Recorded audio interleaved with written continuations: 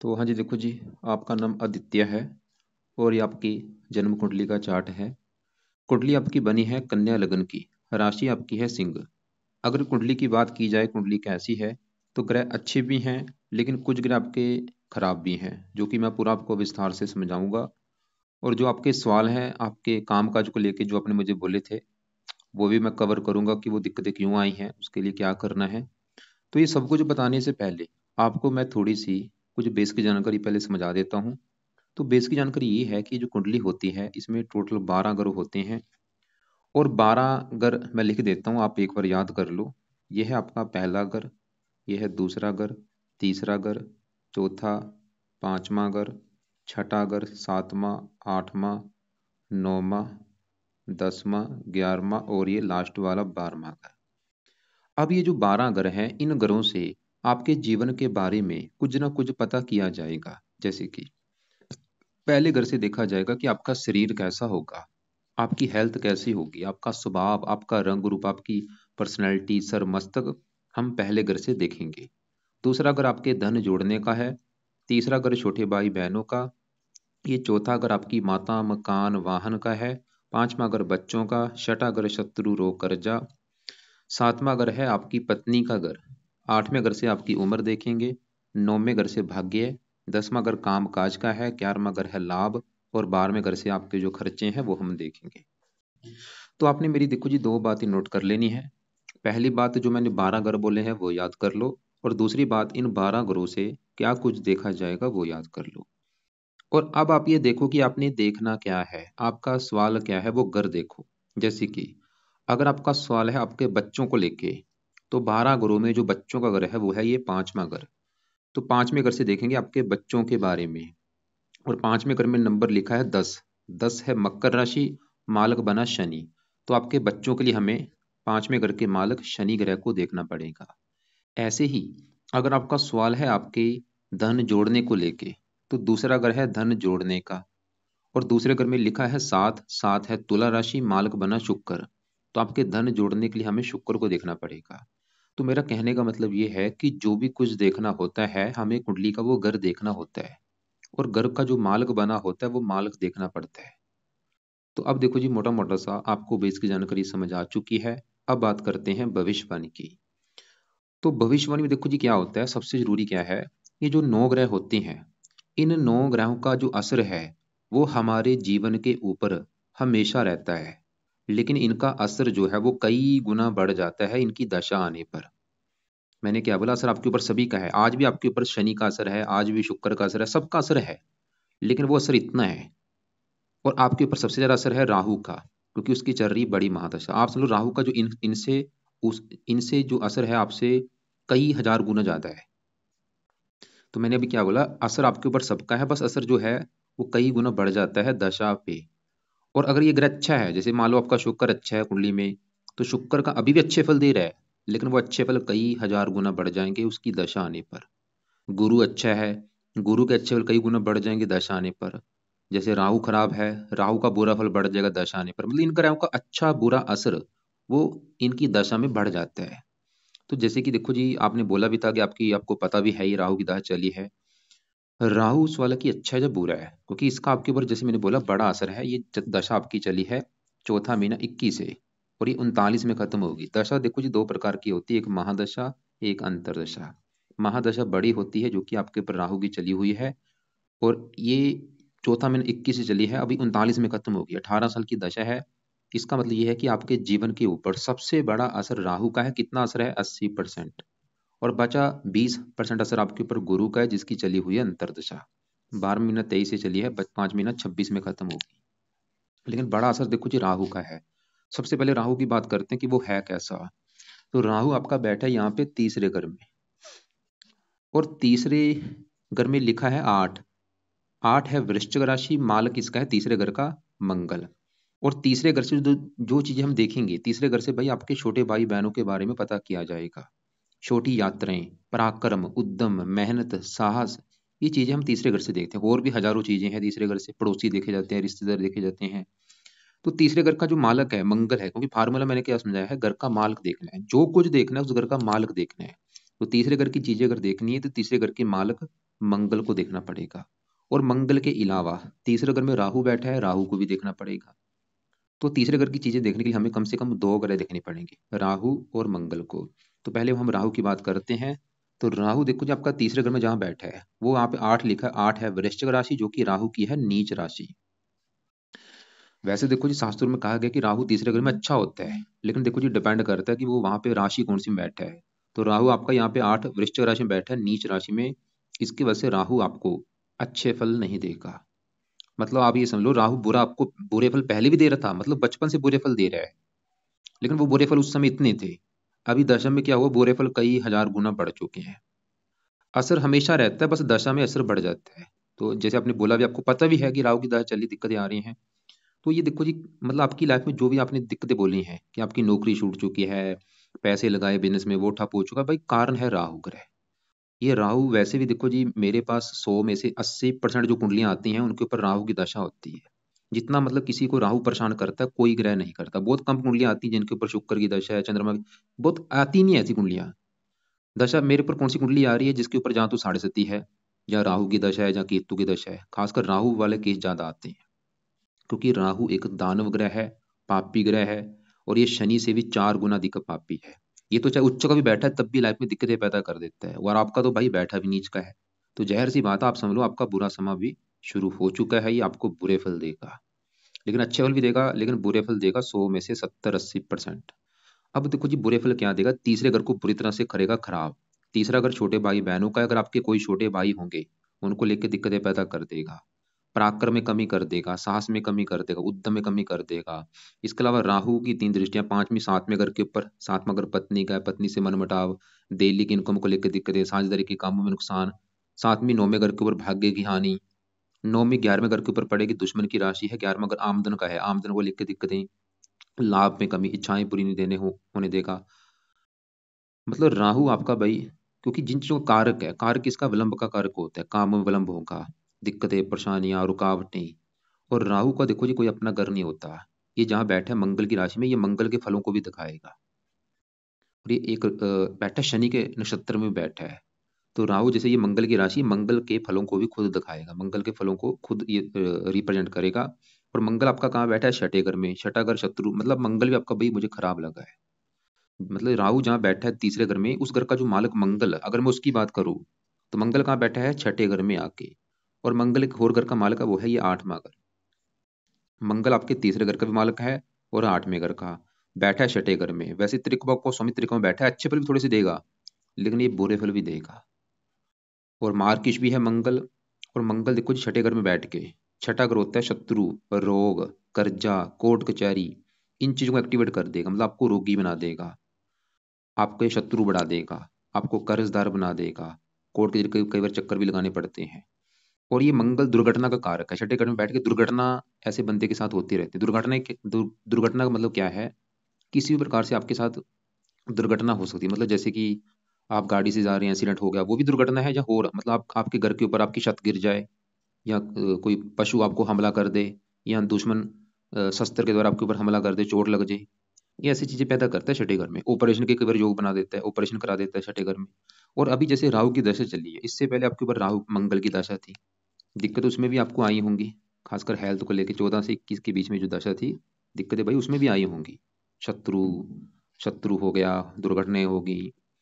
मतलब अभी जो राहु है ये मंगल के फलों को लेके खुद दिखाएगा। तो कहने का मेरा मतलब ये है कि आपको मंगल के भी उपाय करने पड़ेंगे, राहु के भी उपाय करने पड़ेंगे।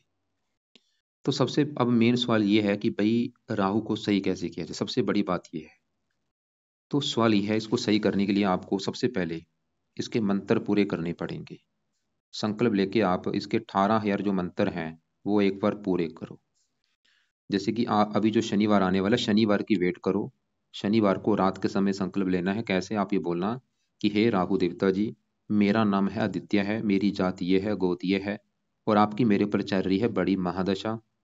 और आपकी दशा जब से चली है मुझे लाइफ में बहुत सारी दिक्कतें आ रही हैं। मेरी नौकरी छूट चुकी है, कारोबार ठप हो चुका है, पैसे फंस चुके हैं, मान हानि बहुत ज्यादा हो रही है। और मुझे पता चला ये दिक्कतें आपकी वजह से आ रही हैं, क्योंकि आप नीच के भी बैठे हैं। प्लीज आपसे हाथ जोड़ के रिक्वेस्ट है, मेरे मेरे जो भी कर्म थे पिछले जन्म के, जो भी मुझे उसका फल मिल रहा है, प्लीज मैं अपने कर्मों की माफी मांगता हूँ, मुझे अच्छे फल दो आप। ये दशा आपकी जो चलिए अच्छी जानी चाहिए, मैं अपने कर्म अच्छे करूंगा, ईमानदार बनूंगा। तो इसलिए राहु देवता जी आपकी कृपा दृष्टि मेरे पर बनी रहे, आज से आपके मैं मंत्रों की जो संख्या है वो पूरी करने जा रहा हूँ। तो इस प्रकार भाई संकल्प लेके मंत्र पूरे करो। चाहे आपकी मर्जी, इसको 4 गुना आप ज्यादा भी कर सकते हैं, 72 हजार भी कर सकते हैं, चाहे आप 1.25 लाख भी कर सकते हैं। तो आपकी मर्जी, चाहे 18 कर लो। और करने कितने दिन में है, चाहे महीना लग जाए, 2 लग जाए, 3 लग जाए, 4 लग जाए, मंत्र आपने पूरे करने हैं। पूरे करने के बाद चाहे छोड़ देना। और इसके बाद एक हवन होता है, अगर हवन करा सकते करा लेना, और आपकी मर्जी है उसके बाद छोड़ देना। तो मंत्र पूरे कर लिए, फिर क्या करना, छोड़ के फिर आपने दूसरे पाय को करना, जो कि है राहु कवच का पाठ। और ये पाठ आपने पढ़ना है रात के समय रोजाना। 2 मिनट का पाठ है रोजाना, इसको पढ़ लिया करो या इसकी ऑडियो लगा के सुन लिया करो। कब तक पढ़ना है, जब तक दशा है 39 तक। तीसरा पाए, आपने राहु स्रोत का पाठ पढ़ना है या इसको भी सुनना है रात के समय। ये जो 2 पाठ है, देखो जी 2-2 मिनट के पाठ है रोजाना रात को पढ़ लिया करो या इनको सुन लिया करो लंबे समय के लिए। चौथा पाए, आपने राहु का करना है दान। दान देखो जी इसकी पावर को माइनस करेगा, जो 9 डिग्री इसको 0 करेगा। तो राहु का दान कोशिश करो रोजाना करने की, ज्यादा से ज्यादा करो, या हफ्ते में 3-4 दिन कर दिया करो। क्योंकि दान इसकी पावर को कम करके इसको शांत कर देगा। तो दान क्या होता है, मैं आपको एक वीडियो भेजूंगा राहु के दान वाली, उसमें राहु का दान जो होता है वो आप देख लेना। इसके अलावा एक आपको मैं वीडियो भेजूंगा राहु की 25 पाए वाली, उसमें राहु के 25 पाए होते क्या है, उस वीडियो को आप एक बार जरूर देख लेना। क्योंकि जितने ज्यादा देखो जी उपाय आप करेंगे उतना ही आपके लिए फायदा होगा। जैसे कि आप राहु के लिए शिव जी की पूजा उपासना भी कर सकते हैं, शिव जी के मंदिर जाया करो, शिवलिंग पर जल चढ़ाया करो, शिव चालीसा पढ़ो, या माता दुर्गा जी की भी पूजा उपासना आप कर सकते हैं। लेकिन ये 4 उपाय तो आपके लिए जरूरी है, और उपाय चाहे करो चाहे ना करो, इनको जरूर आपने करना है। अब हम आगे बढ़ते हैं, जैसे मैंने बोला था, क्योंकि इस मंगल को भी सही करना पड़ेगा। तो सवाल की मंगल के उपाय क्या हैं। अब देखो जी, ये जो मंगल के उपाय हैं ये आपने करने हैं सुबह के टाइम। मंगल के लिए आप पहला जो मंगल का उपाय है वो है आप, क्योंकि देखो जी मेन तो वैसे आप राहु के उपाय करो, इन दूसरे क्योंकि अभी आपको मैंने बुध के भी उपाय बताने हैं, क्योंकि और भी आपके ग्रह खराब है, चंद्रमा भी खराब है। इनके उपाय चाहे कम कर लेना आप, राहु के उपाय आपने ज्यादा करने हैं। तो मंगल का जो पहला उपाय है वो है आपने सुबह के टाइम जो करना है वो है मंगल कवच का पाठ पढ़ा करो। कवच क्या करेगा, रक्षा का काम करेगा, दुश्मनों को रोकेगा। मतलब जिस सुनने से लग रहा है कवच, शरीर का कवच हो जाएगा। तो कवच आपने पढ़ना है, पाठ है ये 2 मिनट का पाठ, सुबह के टाइम पढ़ना है या इसको सुनना है। दूसरा उपाय आपने करना है, मंगल के जो देवता हैं वो है हनुमान जी।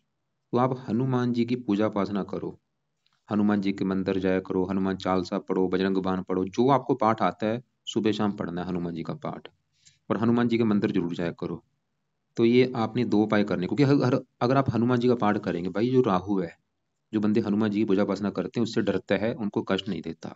तो हनुमान जी के पास आपके मतलब 2 फायदे होंगे, मंगल भी अच्छा होगा, राहु भी आपको कष्ट नहीं देगा हनुमान जी की पूजा उपासना से। इसके अलावा आप बाकी और भी वैसे उपाय, लेकिन चलो रहने दो। अब देखो जी आगे बढ़ते हैं। आपका ये जो बुध है ये भी मुझे अच्छा नहीं लगा। मैंने अभी जैसे बोला आपके, देखो जी एक तो राहु खराब है, दूसरे नंबर पे आपका ग्रह खराब है केतु, जो ही नीच का बैठा है। इसके अलावा मंगल चंद्रमा ये भी खराब है, लेकिन ये इनके कुछ अच्छे फल भी हैं, कुछ खराब फल भी हैं। अब यहाँ पे बुध की बात करता हूँ। बुध देखो जी 100 में से आपको 60-70% खराब फल देगा। अब उस फल की बुध क्यों खराब है भाई। तो बुध पहला देखो जी बैठा कहाँ पे है, 8वें घर में। ये जो 8वां घर है ये कुंडली का अच्छा घर नहीं होता। इस घर से आयु, मृत्युदल, कष्ट, लंबी बीमारी, दुर्घटना, गुप्त रोग, गुप्त विद्या, ससुराल की स्थिति, गरीबी, रुकावटें, ऐसी चीजें हम देखते हैं।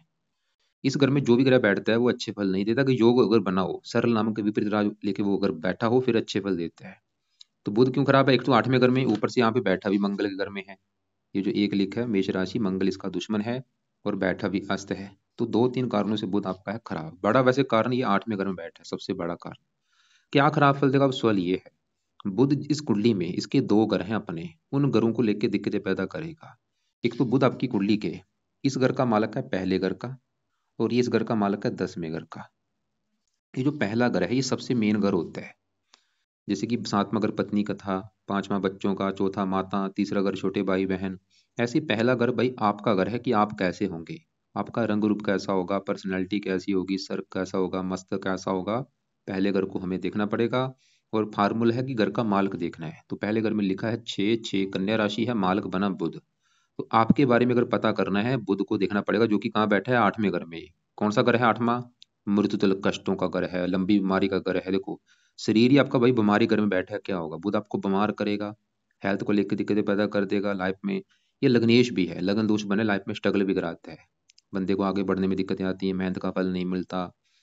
और बुध मतलब एक तो हेल्थ को खराब, और लगन दोष की वजह से आगे बढ़ने में दिक्कतें, परेशानियां, रुकावटें आती हैं, जातकों को काफी स्ट्रगल करना पड़ता है। और बुध देखो जी, आपको इस कुंडली के 10वें घर का भी मालक है। और ये 10वें घर से चार चीजें देखी जाती हैं। 10वां घर एक तो आपके है काम काज का घर, पिता का भी घर है, सरकार और मान प्रतिष्ठा। ये चार चीजें 10वें घर से। और 10वें घर का जो मालक है, 10वें घर में लिखा है तीन, तीन मिथुन राशि, मालक बुध। तो 10वें घर का भी मालक बुध, जो कि 8वें घर में जाने की वजह से राजभंग योग बना। मतलब बुध ही दिखा रहा है कि आपके काम काज में भी दिक्कतें पैदा करेगा ये, मान प्रतिष्ठा में कमी कर देगा, सरकारी कामों में दिक्कतें, और पिता संबंधी कोई दिक्कतें। और बुध हेल्थ भी खराब करेगा, इसकी भी दशा जब आएगी आपकी, उस समय दिक्कतें इसकी बढ़ेंगी। मतलब बुरे फल अभी भी दे रहा है, दशा में बुरे फल बढ़ जाएंगे, उस समय हेल्थ ज़्यादा खराब होगी। हेल्थ में क्या खराब करेगा?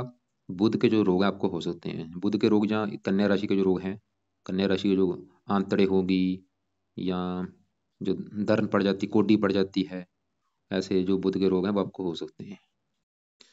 मतलब अगर आपने यहाँ पे लिख लो कि अगर आपने बुध को सही कर लिया, फायदे क्या होंगे?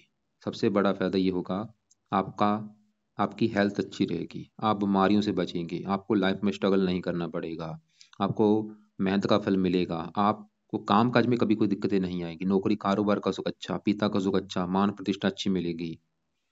और भी कई फायदे। और ये 8वां अगर विदेश का भी होता है, शरीर विदेश के घर में बैठा, आपको जन्मभूमि से दूर भी लेके जाएगा ये, वहां पे वैसे फायदा होगा आपको, जितना आप जन्मभूमि से दूर जाएंगे वहां पे फायदा होगा, ये बुध दिखा रहा है। तो बुध के जो उपाय हैं, इसके दो पाठ अभी पढ़ो, दशा में ज्यादा कर लेना, अभी खाली दो उपाय कर लो। पहला उपाय, आप बुध कवच का पाठ रात को पढ़ लिया करो, 2 मिनट का पाठ है, पढ़ लिया करो चाहे सुन लिया करो। दूसरा उपाय, बुध स्रोत का पाठ, ये आपने पढ़ने हैं। तो दोनों उपाय आप कर लिया करो रात के समय। अब देखो जी, आपका जैसे मैंने बोला था, एक तो राहु खराब है, केतु, बुध, मंगल। बुध की एक शर्त है, बुध ये दिखा रहा है कि अगर जन्मभूमि से दूर जाएंगे, वहां पे आपको फायदा दे देगा, वहां पे इसका बुरा फल आपको नहीं मिलेगा, जन्मभूमि से दूर जाने पर। अब आपके यहाँ पे मैं चंद्रमा की बात करता हूँ। चंद्रमा देखो जी, ये भी आपको खराब फल देगा, और इसके खराब फल भी कई गुना बढ़ेंगे इसकी दशा में। लेकिन अच्छे फल भी हैं, लेकिन खराब फल थोड़े से ज्यादा है। ये जो 12 घर कुंडली के होते हैं, 12 घरों में देखो जी, छठा घर, 8वां और 12वां, तीन घरों को अच्छा घर नहीं माना गया, इन्हें कहते हैं त्रिक भाव। अभी जो 12वां घर है, इस घर से हम खर्च देखते हैं, खर्च, हानि, दान, दंड, हॉस्पिटल के खर्चे, पागल खाना, विदेश यात्रा, जेल यात्रा, हत्या, आत्महत्या, ऐसी चीजें हम 12वें घर से देखते हैं। और इस घर में देखो जी, आके बैठा है आपका चंद्रमा। मतलब इस घर में भी जो भी ग्रह बैठता है, अगर वो योग लेके बैठा है, वो सरल नामक वाला, फिर अच्छे फल है। तो चंद्रमा देखो जी, 12वें घर में जाने की वजह से खराब है। और चंद्रमा क्या खराब फल देगा? चंद्रमा का जो अपना घर है वो है ये 11वां घर। अब देखो जी, ये जो 11वें घर की जो चीजें हैं, 11वें घर में लिखा क्या है? चार, चार कर्क राशि, मालक चंद्रमा। तो 11वें घर का मालक चंद्रमा है, और 11वें घर से हम देखेंगे आमदन, जो आपकी आमदन है, इनकम, 11वें घर से। 11वां घर है लाभ का, जो आपके कामों में लाभ होगा। काम लाभ देखो जी, किसी भी प्रकार का हो, खाली ये नहीं कि धन का लाभ, कोई भी जो जीवन में लाभ मिलता है, संतान लाभ, पत्नी का लाभ, कोई भी लाभ 11वें घर से देखा जाता है। 11वां घर आपके बड़े भाई बहनों का भी है, इच्छा पूर्ति का भी है, मित्रों का भी है, और भी हजारों चीजें हैं। अब देखो जी, 11वें घर में चार लिखा मालक चंद्रमा, जो कि 12वें घर में चला गया। 12वां किसका है? खर्च का। मतलब आमदन चलेगी, खर्च के घर में क्या होगा? आमदन कम, खर्चे बढ़ा देगा आपकी, आमदन कम होगी, खर्चे। और लाभ, लाभ चला गया 12वें घर में, कामों में लाभ प्रॉपर नहीं मिलेगा, इच्छाएं पूरी नहीं होने देगा, मित्रों को लेकर दिक्कतें आएंगी आपको, मित्र धोखा देख सकते हैं। चंद्रमा की दशा में आपकी जो सबसे बड़ी दिक्कत आएगी, ये दिक्कतें इसकी बढ़ेंगी चंद्रमा की दशा में। उस समय आपकी आमदन बहुत ज्यादा खर्च होगी, और प्रॉपर लाभ नहीं मिलेगा। और चंद्रमा देखो जी, वैसे भी आपका एक और कारण है खराब होने का, क्योंकि इसका जो आगे वाला ग्रह है, पीछे वाला ग्रह है, खाली है। इसे हम केम द्रुम दोष भी कहते हैं, केम द्रुम दोष बना हुआ है, इसकी वजह से भी ये थोड़ा सा बुरे फल देगा। कई बार आंखों में भी कष्ट पैदा करता है, क्योंकि आंखों का कारक है, 12वें घर से आंखें देखी जाती है। मन का कारक मानसिक चिंता भी देता है, माता का भी कारक है, माता का बीमार होना, माता से मन मुटाव होना, ऐसी दिक्कतें भी आती हैं। मतलब चंद्रमा को अगर आपने सही कर लिया, जो फायदे आपके होंगे कि आपकी जो आमदन है वो बढ़नी शुरू हो जाएगी, आपके धन आपका फजूल में खर्च नहीं होगा, लाभ आपको प्रॉपर मिलेगा, और भी आपको फायदे, जैसे मैंने बोला मन के लिए अच्छा है, माता के लिए अच्छा है। तो चंद्रमा की भी देखो आपने जो उपाय करने हैं, और इसके जो उपाय हैं वो सुबह के टाइम अपने करने हैं। तो चंद्रमा का पहला उपाय, चंद कवच का पाठ आप पढ़ लिया करो सुबह के टाइम। इसके अलावा मैंने आपको गुरु का कुछ नहीं बोलना। इसके लिए दो उपाय आप लिख लो, चंद कवच और चंद सरोत। अब देखो जी, कुछ उपाय हैं सुबह के टाइम, कुछ है रात के समय। आपको मैं बाद में बताता हूँ कौन से उपाय सुबह के हैं, कुछ रात के हैं। अब आपके आगे बढ़ते हैं, हम यहाँ बात करते हैं, गुरु की बात करते हैं। क्योंकि ये जो देखो, पहले जो चीज मैं बता रहा हूँ इनका असर आपके ऊपर अभी भी है, बस असर जो है वो बढ़ेगा इनकी दशा में। अभी जो गुरु है इसकी बात करते हैं, जो कि बैठा है सातवें घर में। सातवें घर से काफी चीजें देखी जाती है, लेकिन मेन हम तीन चीजें इस घर से देखते हैं, जो कि एक तो है सातवां घर, पत्नी का घर। आपकी जो पत्नी है वो कैसी होगी सातवें घर से। सातवां घर डेली की इनकम का भी है और साझेदारी के कामों का भी है। तो इन तीन चीजों के लिए सातवां घर देखेंगे। और सातवें घर का जो मालक है, सातवें घर में लिखा है 12, 12 है मीन राशि, मालक कौन बना, गुरु। तो हमें गुरु को देखना पड़ेगा, और गुरु कहाँ बैठा है, इसी घर में बैठा है। मतलब सातवें घर का जो मालक गुरु है वो इसी घर में बैठा। आपको मैं एग्जाम्पल समझाता हूँ। जैसे कि देखो जी, आपका घर है और आप अपने घर में बैठे होंगे, क्या होगा, आप अपने घर का अच्छा करेंगे, घर की देखभाल करेंगे, सफाई रखेंगे, रक्षा करेंगे। वो काम यहाँ पे गुरु करेगा। ये साथ में घर में अपने ही घर में बैठा है, तो इसकी वजह से अपने घर का करेगा अच्छा। मतलब साथ में अगर पत्नी का है, गुरु ये दिखा रहेगा आपको पत्नी का सुख अच्छा मिलेगा, पत्नी अच्छी होगी, डेली की इनकम अच्छी होगी, साझेदारी के कामों में अच्छा होगा। और अभी गुरु की दशा में अच्छे बल बढ़ेंगे भी, लेकिन इसका देखो जी असर फिर भी आपके ऊपर कम है, लेकिन बड़ा असर तो राहु का है। तो कहीं ना कहीं राहु का भी आपको असर मिलेगा। गुरु फिर भी आपको मतलब अच्छे फल देगा, पत्नी के लिए अच्छा है, लेकिन राहु भी साथ में अगर को देख रहा है, वो पत्नी से मनमुटाव करेगा, गुरु फिर भी हैंडल कर लेगा, पत्नी के लिए अच्छा है। ये गुरु डेली की इनकम अच्छी दे रहा है, लेकिन राहु क्या करेगा, डेली इनकम को लेकर दिक्कतें पैदा करेगा। ये अपना फर्ज फर्ज निभा रहा है, वो अपना फर्ज करेगा। तो गुरु आपका इस कुंडली के, इसके अलावा इस घर का भी मालिक है चौथे घर का। गुरु के दो घर हैं, सातवां घर और चौथा घर। और चौथा घर है आपकी माता का घर। मकान, वाहन, भूमि, जमीन, जायदाद, नौकर चाकर इस चौथे घर से देखेंगे। और चौथे घर में 9 लिखा, मालक गुरु। तो गुरु ये भी दिखा रहे कि आपको भाई लाइफ में मकान वाहन का भी सुख अच्छा मिलेगा। मकान, वाहन, भूमि, जमीन, जायदाद, ये सुख भी मिलेंगे, खासकर पत्नी के आने के बाद। और गुरु की 5वीं दृष्टि पड़ेगी 11वें घर की ऊपर, उच्च राशि है, इस घर का अच्छा करेगा। लाभ देखो, 11वें घर का मालक तो खराब है, और 11वें घर के ऊपर दृष्टि भी राहु की पड़ रही है, वो भी 11वें घर की हानि कर रहा है, लेकिन गुरु भी 11वें घर को देख रहा है। वो फिर भी ये दिखा रहा है कि आमदन अच्छी कर देगा, लाभ दे देगा। लेकिन भाई गुरु का असर कम है। गुरु लगन को देख रहा है, लगन का स्वामी आपका बुध खराब है, कि हेल्थ खराब कर देगा, लेकिन गुरु लगन को देख रहा है। गुरु क्या करेगा, आपको ज्ञानी बनाएगा, आपको धार्मिक बनाएगा, परोपकारी बनाएगा। गुरु फिर भी लगन का अच्छा कर रहा है, हेल्थ अच्छी कर देगा। तो गुरु आपका फिलहाल अच्छा है। यहाँ पे देखो जी, नीले कपड़े राहु के जो है वो कम पहना करो या बिल्कुल बंद कर दो। गुरु के पीले कपड़े ज्यादा पहना करो। पीले होगा, शुक्र के कपड़े ज्यादा पहन सकते हैं, रंग बिरंगे चमकीले कपड़े, परफ्यूम ज्यादा लगा सकते हैं। अब 10वें घर में जो शनि है, ये भी तकरीबन अच्छा, थोड़ा सा एक बुरा फल है लेकिन ज्यादातर अच्छा ही है। शनि आपकी कुंडली के, इस घर का मालिक है 5वें घर का, छठे घर का। 5वां घर आपकी पढ़ाई, बुद्धि, संतान। और 5वें घर में 10 लिखा मालक शनि, जो कि 10वें घर में बुध की राशि में बैठा है, मित्र राशि है। वैसे देखो जी, 10वें घर का जो मालक बुध, वो हम देख चुके, वो तो आपका खराब है, राजभंग योग बना है। लेकिन 10वें घर में शनि फिर भी 10वें घर का अच्छा करेगा, कि काम काज के लिए अच्छा है। बुध काम काज के लिए अच्छा है, मान प्रतिष्ठा के लिए अच्छा है। और शनि 5वें घर का मालक है, संतान के आने के बाद भी आपको फायदा होगा। संतान होने के बाद भी आपकी किस्मत चमकेगी, काम काज के मामले में शनि दिखा रहा है। और 5वां घर पढ़ाई का, पढ़ाई चलेगी काम काज घर में, जो आपने पढ़ाई की होगी उसी से जुड़ा आपका काम काज होगा, शनि ये दिखा रहा है। इसकी दृष्टियां भी, तीसरी यहाँ पे, 7वीं यहाँ पे पत्नी घर को थोड़ा सा विवाह में देरी करता है, या पत्नी से मनमुटाव भी होता है शनि की वजह से। बाकी यहाँ पे 9वें घर में आपका देखो जी, शुक्र और केतु बैठे हैं। अब 9वें घर की बात करें तो 9वें घर से भी काफी चीजें, लेकिन मेन हम 9वें घर से भाग्य देखते हैं। तो भाग्य देखना है 9वें घर से। 9वें घर में लिखा है दो, दो है वृष राशि, मालक बना शुक्र। तो भाग्य देखने के लिए 9वें घर के मालक शुक्र को देखना पड़ेगा, जो कि इसी घर में बैठा है। और शुक्र आपकी कुंडली के इस दूसरे घर का भी मालक है, जो कि है धन जोड़ना। दूसरा घर धन जोड़ने का है, दूसरे घर में 7 लिखा है, जो कि तुला राशि, मालक शुक्र। तो धन जोड़ने के लिए शुक्र को देखा जाएगा। और शुक्र 9वें घर का भी मालक है, जहां से भाग्य देखा जाएगा। अब देखो जी, शुक्र के दो घर हैं, और शुक्र यहाँ पे 9वें घर में अपने ही घर में बैठा है, जो कि एक बहुत बड़ी अच्छी बात है। मतलब आपका जो शुक्र है वो है बहुत ही अच्छा। वो ये दिखा रहा है कि आपको भाई परम भाग्यशाली बनाएगा, आपका भाग्य साथ देगा। और धन का मालक आपको धनी भी बनाएगा, आप काफी धन जोड़ेंगे, काफी बैंक बैलेंस होगा। और वही बात फिर आ गई, अच्छे फल अभी भी दे रहे हैं, लेकिन अच्छे फल कई गुना बढ़ जाएंगे इसकी दशा आने पर। उस समय जो शुक्र की कभी आपकी दशा चलेगी, उस समय भाग्य ज़्यादा साथ देगा, उस समय धन आपकी लाइफ में ज़्यादा आएगा, धन आप ज़्यादा जोड़ेंगे। लेकिन देखो जी, शुक्र के जो अच्छे फल हैं उसमें थोड़ी सी कमी आ रही है, क्योंकि साथ में ही केतु बैठा है, और केतु यहाँ पे नीच का बैठा है। ये जो दो लिखा है वृष राशि, ये है केतु की नीच राशि। मतलब एक अपने घर में बैठा है, एक यहाँ पे नीच का बैठा है। आपको मैं फिर एक एग्जाम्पल समझाता हूँ। जैसे कि मान लो आपका घर है और आप अपने घर में बैठे हैं। आप तो अपने घर का करेंगे अच्छा, लेकिन साथ में दुश्मन आ जाए, दुश्मन घर का करेगा नुकसान। वो घर का नुकसान कर रहा है, आप अच्छा कर रहे हैं, वो काम यहाँ पे हो रहा है। केतु इस घर की हानि करेगा, भाग्य की हानि कर रहा है, भाग्य साथ नहीं देगा। तो यहाँ पे केतु को भी आपको शांत करना पड़ेगा, इसका बल कम करना पड़ेगा, इसके बल को बढ़ाना पड़ेगा। तो केतु के लिए वैसे तो काफी उपाय, लेकिन एक उपाय जरूर करो अभी फिलहाल, कुत्तों को रोटी रोजाना डाला करो। केतु का ये उपाय आपने करना है।